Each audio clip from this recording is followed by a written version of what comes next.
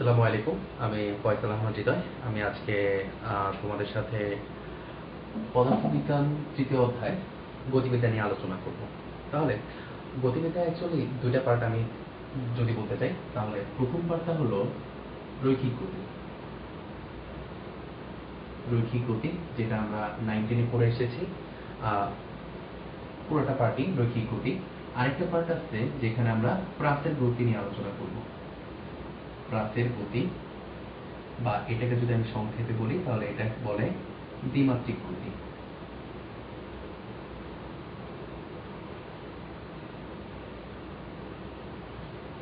আমি যদি এটা হিস্টোরির দিকে যদি একটু তাকাই, তাহলে 1604 থেকে 1608 সালের মধ্যে বিজ্ঞানী গ্যালিলিও সর্বপ্রথম প্রমাণ করেন যে প্রাসের গতি হলো দ্বিমাত্রিক গতি। আর এটাকে প্রাসের গতি যদি ইংলিশে বলি তাহলে এটা হলো প্রজেক্টাইল মোশন।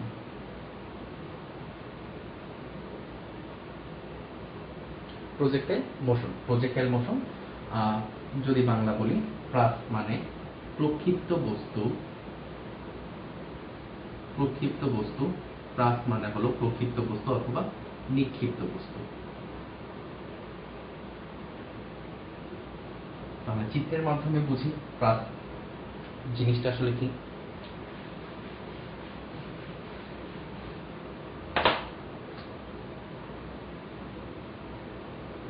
আমি একটা বস্তুকে এই পয়েন্ট থেকে নিক্ষেপ করলাম। এই পয়েন্ট থেকে যদি উপরের দিকে এরকম ছুঁড়ে নিক্ষেপ করি, তাহলে বস্তুটা কি এই জায়গায় থাকবে? বস্তুটা কি এখানে থাকবে? অবশ্যই থাকবে না। সে এরকম করে সামনের দিকে অগ্রসর হবে। তাহলে এই যে এইখানে যে জিনিসটা দেখাইলাম, যে একটা বস্তুকে তুমি যদি উপরের দিকে নিক্ষেপ করো তাহলে সে এইভাবে মাটিতে আবার ফিরে আসে। কেন ফিরে আসে? কারণ অভিকর্ষ ত্বরণের কারণে সে মাটিতে আবার ব্যাক করে। তাহলে একটু দেখো, তুমি যে একটা বস্তু নিক্ষেপ করলা, সেই বস্তুটা কিন্তু ভূমি থেকে কিছুটা উপরে উঠেছে এবং যেই জায়গা থেকে নিক্ষেপ করেছো সেই জায়গা থেকে কিছুটা সামনের দিকে এসে তারপর পড়ছে। আমি বললাম এই বিন্দু থেকে তুমি তাকে নিক্ষেপ করছো, সে বি বিন্দুতে এসে পড়েছে। এটা কিন্তু কাইন্ড অফ তুমি তোমার বন্ধুর সাথে একটা বল নিয়ে ক্যাচ খেলতেছো, জিনিসটা কিন্তু অনেকটা এইরকম। তাহলে এইখানে দেখো, এখানে বস্তুটা কিন্তু একই সাথে শূন্যে কিছুক্ষণ ভাসমান ছিল, বা উলম্ব বরাবর বা কিছু দূরত্ব অতিক্রম করেছে, এবং একই সাথে সে কিন্তু সামনের দিকে কিছুটা দূরত্ব অতিক্রম করেছে। এই কারণে এটাকে কাইন্ড অফ দ্বিমাত্রিক বলা হয়। তাহলে এখানে সে কয়টা ওয়েতে দূরত্ব অতিক্রম করলো? দুইটা ওয়েতে, একটা হলো উলম্ব বরাবর আর একটা হলো আনুভূমিক বরাবর।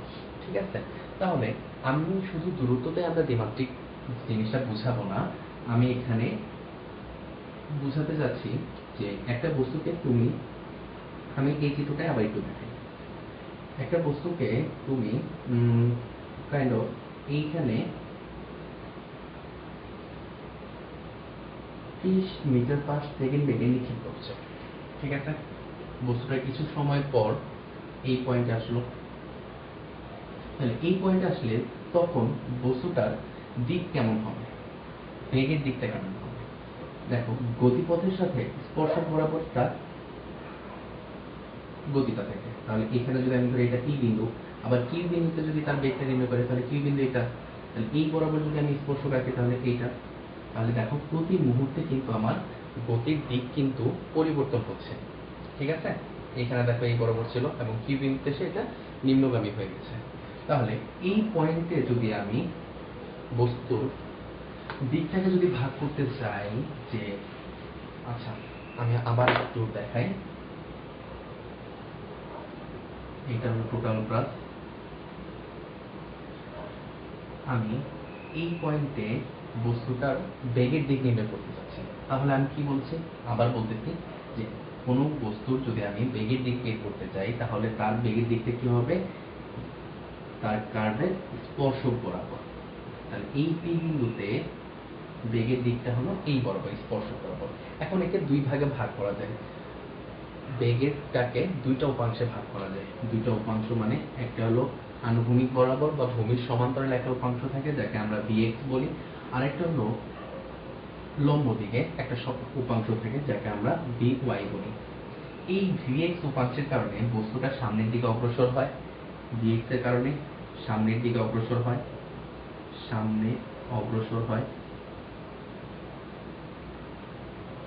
এবং ভি ওয়াই বা উলম্ব উপাংশের কারণে বস্তুটি উপরে উঠে অথবা নিচের দিকে নামে।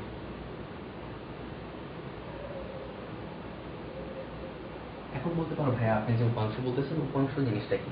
উপাংশ জিনিসটা হলো কাইন্ড অফ তুমি একটু একটা জিনিস একটু খেয়াল করো, 8 এই 8 সংখ্যাটাকে আমি দুইটা সংখ্যার যোগফল হিসেবে প্রকাশ করতে পারি।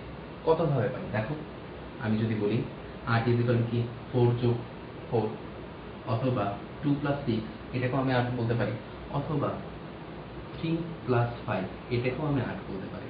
এই যে দেখো আমি দুইটা সংখ্যার যোগফল হিসেবে আমি 8টাকে প্রকাশ করলাম, তাহলে এই দুইটা সংখ্যাই হলো তার উপাংশ। ঠিক আছে, তাহলে আমি যে জিনিসটা বলতেছি, আমি যদি এই দুইটা সংখ্যাকে তার ভেক্টর যদি ধরি, তাহলে এই দুইটা ভেক্টরের যোগফল হবে সমান সমান এই ভেক্টর।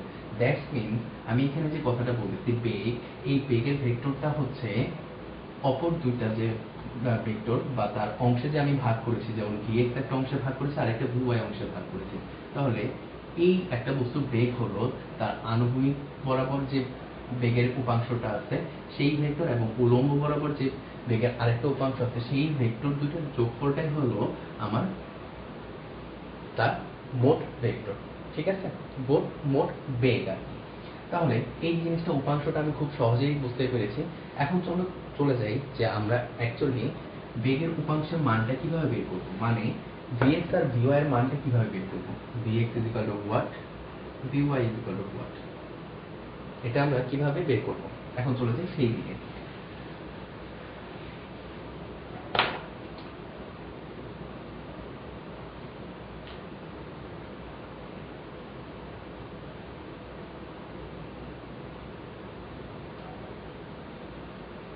আচ্ছা, তাহলে আমি এই পয়েন্টে বেগটা বের করতে যাচ্ছি।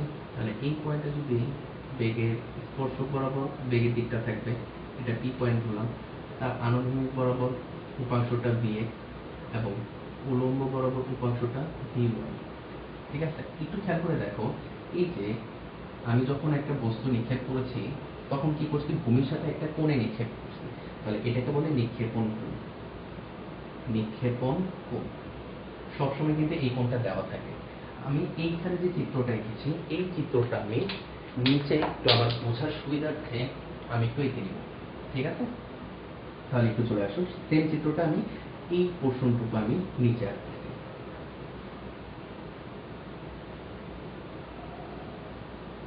আচ্ছা, তাহলে এটা হলো vx, এটা হলো v নট, আর এটা হলো vy।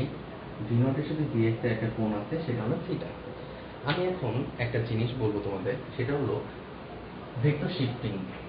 আচ্ছা, ভেক্টর শিফটিংটা আসলে কি, আমি অ্যাকচুয়ালি কিন্তু এই বরাবর কিন্তু vy ভেক্টরটাকে আমি বাম পাশে ডান পাশে সরাতে পারি। যদি তুমি মান আর দিক একই রাখো তাহলে ভেক্টরটাকে কিন্তু অন্য জায়গায় শিফট করা যায়। তাহলে আমি vy যে ভেক্টরটা আছে সেটা তো আমার উপরের দিকে ক্রিয়াশীল, ভেক্টরটাকে আমি ধরে এনে যদি জাস্ট এই জায়গায় বসিয়ে দিই, আমার কিন্তু মান এবং দিক কোনোটাই পরিবর্তিত হচ্ছে না। তাহলে আমি এই বরাবর যদি বসিয়ে দিই, তাহলে এই বরাবর আমি ভেক্টরটা পেলাম vy। তাহলে এখানে দেখো একটা ত্রিভুজ উৎপন্ন হলো, সেই ত্রিভুজটাকে আমি এইভাবে লিখতে পারি a b c।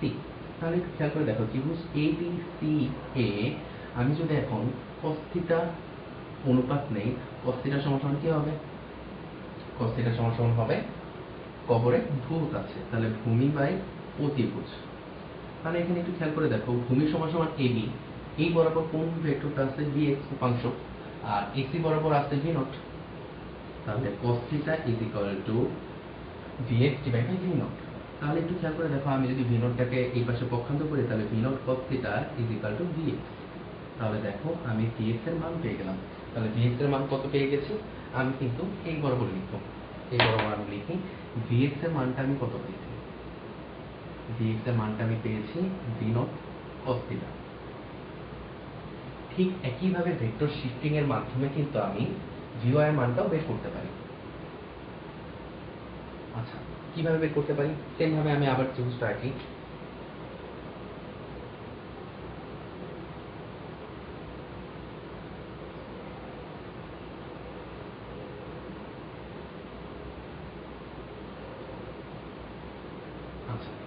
তাহলে আমি এখানে নাম্বারিং করি, নাম্বারিংটা আমি এটা এ দিলাম, এখানে আমি দিচ্ছি বি, এটা হলো সি।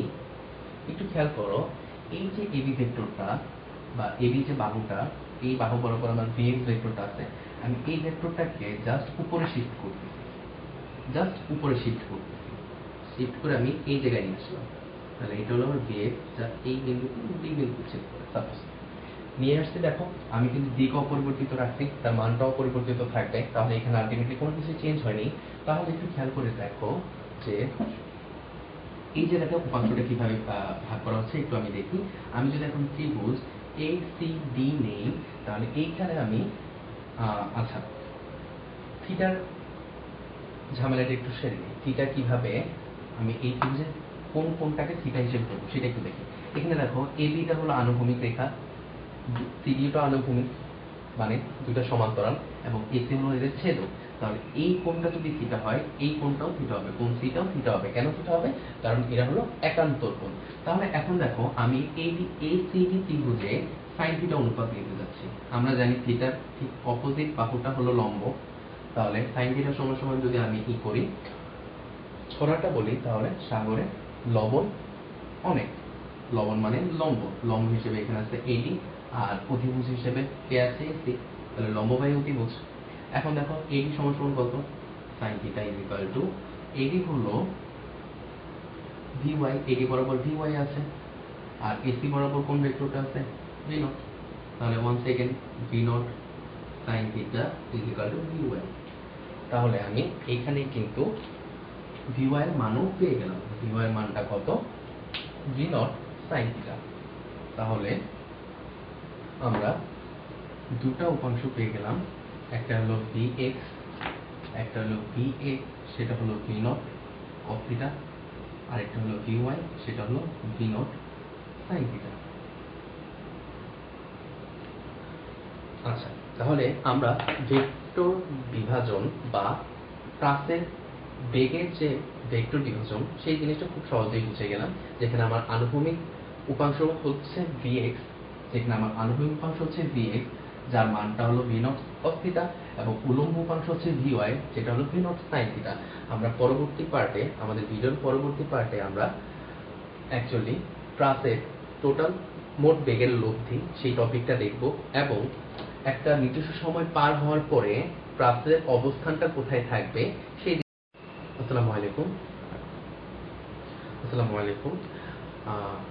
গত ভিডিওর শেষে আমরা কিছু জিনিস দেখেছিলাম যে একটা বস্তুকে যদি আমি নিক্ষেপ করি বা একটা প্রাসকে যদি নিক্ষেপ করি, ভি বেগে যদি নিক্ষেপ করি, তাহলে সেই বেগের দুটো উপাংশ থাকে, একটা হলো আনুভূমিক উপাংশ, আরেকটা হলো উলম্ব উপাংশ।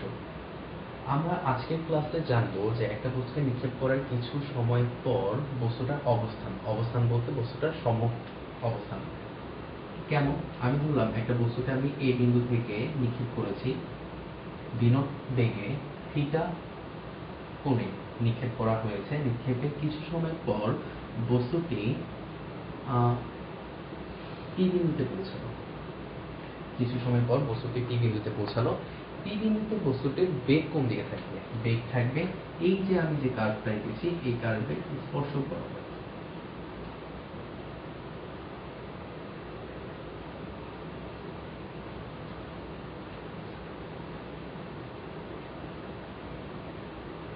স্পর্শক বরাবর, তাহলে এই বরাবর তার বেগটা থাকবে।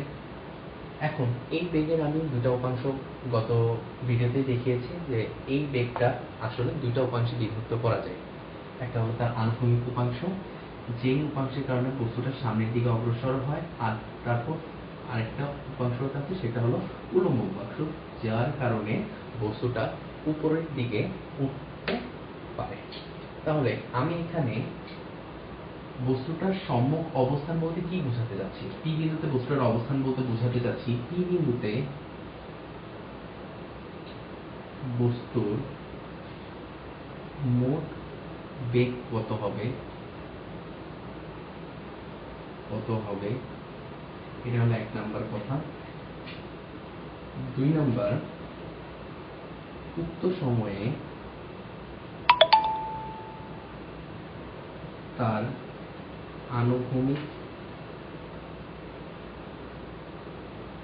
তার অতিক্রান্ত আনুভূমিক দূরত্ব কত, অতিক্রান্ত আনুভূমিক দূরত্ব কত, দূরত্ব ইকুয়াল টু হোয়াট, অতিক্রান্ত আণবিক দূরত্ব মানে এই যে পি বিন্দুটা, তাহলে পি বিন্দু থেকে যদি আমি ডিরেক্ট লম্বটা নিই তাহলে এটা হলো ভূমিকে সাপোজ ধরলাম ডি বিন্দুতে ছেদ করতেছে, ভূমিকে কোন ছেদ করতেছে, ডি বিন্দুতে ছেদ করতেছে।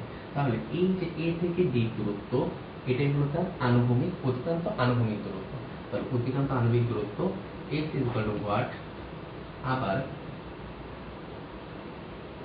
তার উলম্ব সরণ কতটুকু হবে, ডি থেকে পি যে দূরত্ব এটাই হলো তার উলম্ব সরণ। তাহলে তার উলম্ব সরণ y ইকুয়াল টু হোয়াট। তাহলে আমরা টোটাল তিনটা জিনিস নির্ণয় করবো। প্রথমত পি বিন্দুতে বস্তুটার মোট বেগ কত হবে, উক্ত সময় তার অতিক্রান্ত আনুভূমিক দূরত্ব কত হবে, আর উলম্ব সরণ কত হবে। তাহলে একদম শুরুতেই চলে যাই, আমরা প্রথম কোশ্চেনটাতে চলে যাই। প্রথম কোশ্চেনটা কিভাবে সলভ করবো সেটা আমরা জানি। আচ্ছা, এখানে আমরা একটা জিনিস মাথায় রাখবো, পি বিন্দুতে কিন্তু বস্তুটার দুটা বেগ আছে, দুইটা উপাংশ আছে বেগে, একটা হলো আনুভূমিক উপাংশ আর একটা উলম্ব উপাংশ। কিন্তু বস্তুর আনুভূমিক উপাংশ, আনুভূমিক উপাংশ বস্তুর বেগের আনুভূমিক উপাংশ, বেগের আনুভূমিক উপাংশ Vx সবসময় কিন্তু v0 cos θ, যা ধ্রুব থাকে, যা ধ্রুব। কেন ধ্রুব? কারণ আমি বলি, একটা গাড়ি যখন মাটিতে চলাচল করে, একটা গাড়ি যখন মাটি বরাবর গতিশীল হয়, যখন গাড়ি আনুভূমিক বরাবর যখন চলতে থাকে, মাটিতে যখন চলে, তখন কিন্তু তার উপর অভিকর্ষ ত্বরণের কোনো ইফেক্ট থাকে না। ইফেক্ট কেন থাকে না? কারণ সে দেখো তার উপর অভিকর্ষ ত্বরণের মানটা কত, 0। অভিকর্ষ ত্বরণের ইফেক্টটা কখন থাকে? যখন বস্তুটি শূন্যে ভাসমান থাকে। যেমন এখান থেকে যদি আমি বলটা ছুড়ে দিই, তাহলে এই অবস্থায় যখন শূন্যে ভাসমান, অভিকর্ষ ত্বরণের কারণে কিন্তু সে নিচের দিকে নেমে আসতেছে, ঠিক আছে? তাহলে সময়ের সাথে সাথে আমি যেমন জানি যে একটা বস্তুকে যখন তুমি উপরের দিকে নিক্ষেপ করবা, তখন যতই উপরে উঠতে থাকে তার উপর কি অভিকর্ষ ত্বরণের টান বাড়তে থাকে। তাহলে সে যখন উপরের দিকে যেতে থাকে তার বেগটা কিন্তু সময়ের সাথে সাথে কমতে থাকে। একটা নির্দিষ্ট সময় যাওয়ার পর বস্তুটা কিন্তু আবার অভিকর্ষ ত্বরণের কারণে নিচের দিকে নামা শুরু করে, তখন আবার সময়ের সাথে তার বেগ আস্তে আস্তে কিন্তু বাড়তে থাকে। তাহলে আমি বলতে পারি ভিওয়াইটা হলো, ভিওয়াই বা উলম্ব উপাংশ উপরে জি এর প্রভাব আছে, জি এর প্রভাব আছে, এবং যা সময়ের সাথে হ্রাস বা বৃদ্ধি পায়, হ্রাস বা বৃদ্ধি পায়। কিন্তু কিন্তু ভিএ বা আনুভূমিক উপাংশের ক্ষেত্রে কিন্তু সেই জিনিসটা হয় না, যেহেতু তার উপর যে কোনো প্রভাব নাই, তাই সময়ের সাথে অভিকর্ষ, সময়ের সাথে আনুভূমিক উপাংশটা হ্রাস বৃদ্ধির কোনো প্রশ্নই আসে না। তাই আমি বলতে পারি ভিএটা ধ্রুব, সময়ের সাথে সম্পর্ক নেই, সময়ের সাথে হ্রাস বা বৃদ্ধি পায় না,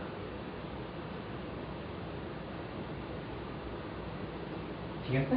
সময়ের সাথে হ্রাস বা বৃদ্ধি পায় না। তাহলে এই জিনিসটাই আমরা একটু মাথায় রাখবো।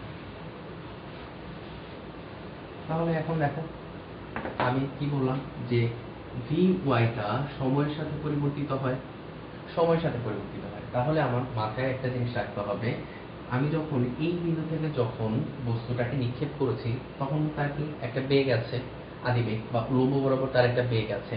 একটা নির্দিষ্ট সময় যাওয়ার পর সেই পি বিন্দুতে কি উলম্ব বরাবর তার বেগটা কি চেঞ্জ হবে না? আমি বললাম যেহেতু জি এর প্রভাব আছে, তুমি বস্তুটাকে নিক্ষেপ করছো, তাহলে কি সে পি বিন্দুতে পৌঁছাতে পৌঁছাতে কিন্তু তার বেগটাই আস্তে আস্তে কমতে থাকবে।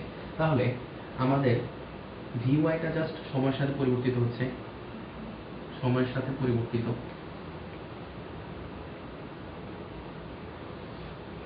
তাহলে আমরা ছোটবেলায় একটা সূত্র শিখেছিলাম v is equal to u minus g t. G t কেন দিচ্ছি মাইনাস? কারণ বস্তুটা উপরের দিকে উঠতেছে। তাহলে আমি ধরলাম ওয়াই অক্ষ বরাবর একটা টি সময় পর বস্তুটার শেষ বেগ আমি ভি ওয়াই ধরলাম, ঠিক আছে? তাহলে এইখানে যে আদিবেগটা হবে সেই আদিবেগটা কত? সেই আদিবেগটা হলো ভি নট সাইন থিটা। কেন? কারণ এই বিন্দুতে একদম প্রথম বিন্দুতে যখন সময় 0 তখন কি এই ওয়াই ইউটাই কিন্তু ভিওয়াই ছিল বা আদিবেগ ছিল, তাহলে সেই আদিবেগটা হবে ভি নট সাইন থিটা। তাহলে ইউকে আমরা এখানে রিপ্লেস করতেছি, যেহেতু এই উলম্ব সরণ উলম্বর দিকে বেগটা, এই জন্য আমি ভি নট সাইন থিটা দিলাম মাইনাস জিটি, ঠিক আছে? তাহলে এই যে দেখো আমি ভিওয়াই এর মানটা পেয়ে গেলাম একটা নির্দিষ্ট সময় পর, টি সময় পর পরে ভিওয়াই, ঠিক আছে? আর ভিএক্স তো সবসময় কনস্ট্যান্ট, সেটা কত হবে? V naught cos theta, V naught cos theta. তাহলে এই জিনিসটা আমরা বুঝতে পারছি যে ভিওয়াই আর ভিএক্স একটা নির্দিষ্ট সময় পরে কিভাবে বের করব, অবশ্যই আমরা বুঝতে পেরেছি। তাহলে আমাকে যদি বলা থাকে যে 2 সেকেন্ড পর, মানে পি বিন্দুতে যেতে বস্তুটি 2 সেকেন্ড লেগেছে, তাহলে আমি যদি বলি পি বিন্দুতে পৌঁছাতে 2 সেকেন্ড সময় লাগে,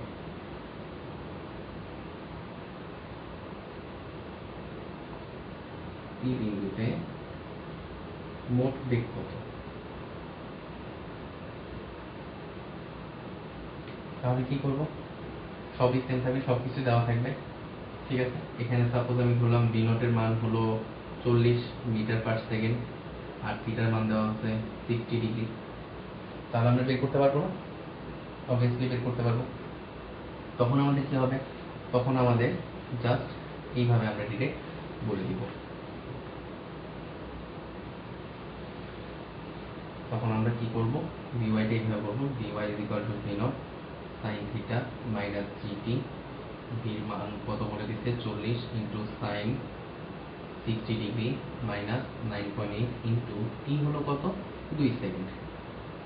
তাহলে এখানে আমার একটা মান আসবে, সেই মানটা আমি বের করব। তারপর আসলে ভিএক্স টা কত হবে? V naught cos theta. তাহলে ভি নট কস থিটা মানে কত? 40 cos 60 ডিগ্রি। তাহলে এখানে আমি আরেকটা মান পাবো। দুটা মান পাওয়ার পরে তখন আমরা কিভাবে লব্ধিটা বের করব? অ্যাকচুয়ালি একটু খেয়াল করে দেখি, আমরা যদি এই জিনিসটা একটু দেখি,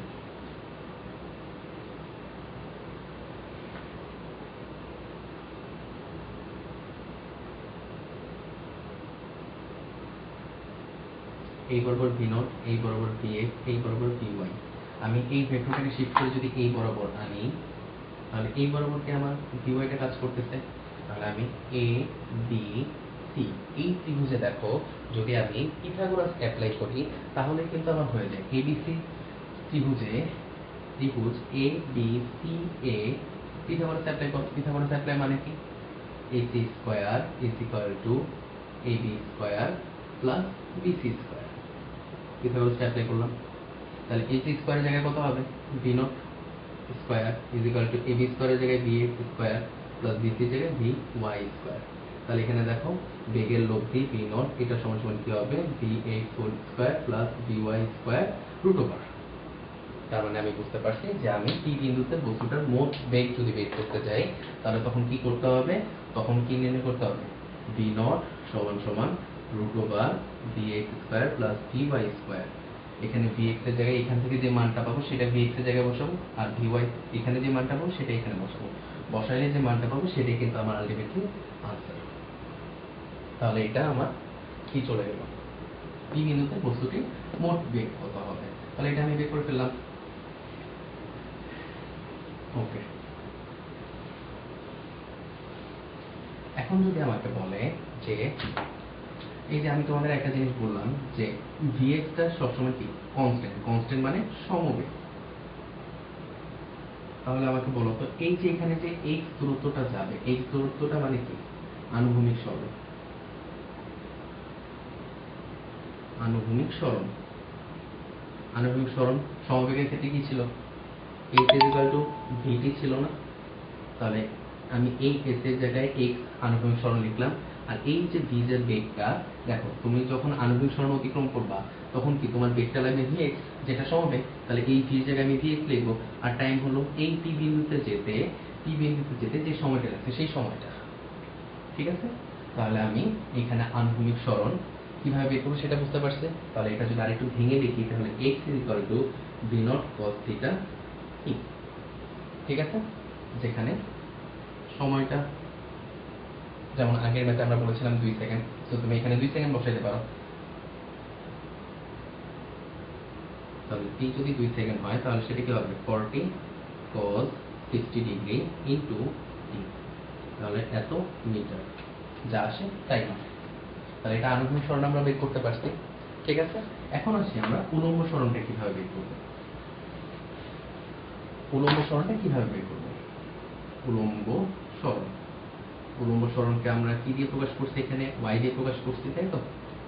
আচ্ছা, আমরা দেখো পরন্ত বস্তুর ক্ষেত্রে h is equal to ut minus half gt square, এই সূত্রটা ইউজ করছি না? সেম সূত্রটা এখানে ইউজ করি। এখানে দেখো h এর পরিবর্তে আমরা y লিখব, আর ইউটা কি উলম্ব উপরের দিকে ওঠার জন্য আমার আদিবেগ, তাহলে উলম্ব দিকে আমার আদিবেগটা কি ছিল? vy, তাই না? vy সমান সমান v নট sin থিটা ছিল। তাহলে এই কথাটা আমরা ইউটাকে আমরা v নট sin থিটা দিয়ে রিপ্লেস করব ইনটু t মাইনাস হাফ জি টি স্কয়ার। তাহলে এই সূত্রটা দিয়ে কিন্তু আমরা ডাইরেক্ট উলম্ব সরণটা বের করে দিতে পারতেছি। উলম্ব সরণ, তাহলে এখানে আমরা ডাইরেক্ট মান বসাই। v নটের জায়গায় কত বলবে 40 ইনটু sin 60 ইনটু p বিন্দুতে যেতে 2 সেকেন্ড সময় লাগছে সেই 2 second minus half into 9.8 into 2 square. এখানে যে মানটা আসবে সেটা হলো আমার উলম্ব সরণ। তাহলে এইভাবে আমরা একটা নির্দিষ্ট সময় পর কোনো বিন্দুর থেকে বস্তুর অবস্থান, মানে তার আনুভূমিক সরণ, উলম্ব সরণ এবং তার পি বিন্দুতে টোটাল বেগ কত সেটা বের করতে পারি। ঠিক আছে, তাহলে আমি এখন জাস্ট একটা জিনিস দেখাবো, সেটা হলো আমরা কিন্তু এই ক্লাস 9 10 উপরে এসেছি। তাহলে আমি 9 10 এর ক্লাস আর ইন্টারের ক্লাস দুইটা পাশাপাশি লিখতেছি, তাদের মধ্যে সম্পর্কটা একটু দেখে। 9 10 আমরা বলেছিলাম যে একটা বস্তু এখানে আছে, তুমি এখানে দাঁড়িয়ে আছো, এই বস্তুটাকে তুমি খাড়া উপরের দিকে নিক্ষেপ করছো। সাপোজ যে কোনো একটা বেগ খাড়া উপরের দিকে, ধরো 98 মিটার পার সেকেন্ড বেগে একটা বস্তুকে খাড়া উপরের দিকে নিক্ষেপ করছো। 98 মানে কি? খাড়া উপরের দিকে নিক্ষেপ করা মানে হলো ভূমির সাথে তোমার নিক্ষেপণ কোণটা হবে 90 ডিগ্রি।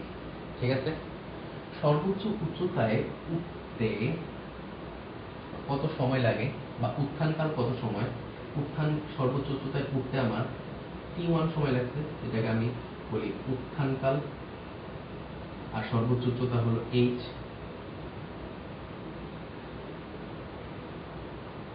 ঠিক আছে, আচ্ছা, আর আমি যদি ইন্টারের ক্ষেত্রে বলি তাহলে এইখানে দেখো কাজটা কিন্তু অনেকটা এরকম ছিল। সর্বোচ্চ উচ্চতা এই বিন্দুটা, তাহলে এই সর্বোচ্চ উচ্চতাকে আমি ইন্ডিকেট করলাম এইভাবে a b, এটা ধরো c, আমি বিন্দুটাকে c বিন্দু দিই, c বিন্দু এটা দিই। এই যে সিডি যে দৈর্ঘ্যটা, এটাকে আমি বলতেছি সর্বোচ্চ উচ্চতা। একটা জিনিস একটু খেয়াল করো, আমার এখানে সর্বোচ্চ উচ্চতা সূত্র কি ছিল? h is equal to a square divided by 2g। আচ্ছা, তোমাদেরকে আমি কিন্তু পড়াইছি যে যদি উপরের দিকে যদি আমি চিন্তা করি তাহলে সেটা উলম্ব সরণের ক্ষেত্রে ইউটার মান কত হবে? উলম্ব সরণের ক্ষেত্রে ইউটার মান হবে v নট sin থিটা। তাহলে দেখো ইউ এর জায়গায় আমি v নট sin থিটা লিখলাম, এখন জাস্ট স্কয়ার করে দাও, তাহলে এটা কত হয়ে গেল? v nought square sin square theta divide by 2g। আমি কিন্তু এটার এই সূত্রটা ইউজ করছি। দেখো জাস্ট ছোট্ট একটা ট্রিক্স খাটিয়ে আমি 9 10 এর সাথে ইন্টারের সূত্রটা রিলেট করতে পারতেছি। আবার দেখো এখানে উত্থানকাল t1 সমান কি ছিল? q by g। 1 সেকেন্ড তুমি ইউ এর জায়গায় v নট sin থিটা দিয়ে রিপ্লেস করে দাও, তাহলে তুমি কিন্তু ইন্টারের ক্লাসের সূত্রটা পেয়ে যাচ্ছ, v nought sin theta by g। আবার তুমি এখানে বিচরণকাল কত ছিল? বিচরণকাল t ছিল, সেটা হলো 12u বাই g। এখানে কি করবা? ইউ এর জায়গায় v নট sin থিটা আনবা, v nought sin theta 12 v nought sin theta divide by g। ঠিক আছে, তাহলে আমরা কিন্তু এই জিনিসটা 9 10 এ পড়ে এসেছি। এটা হলো একমাত্র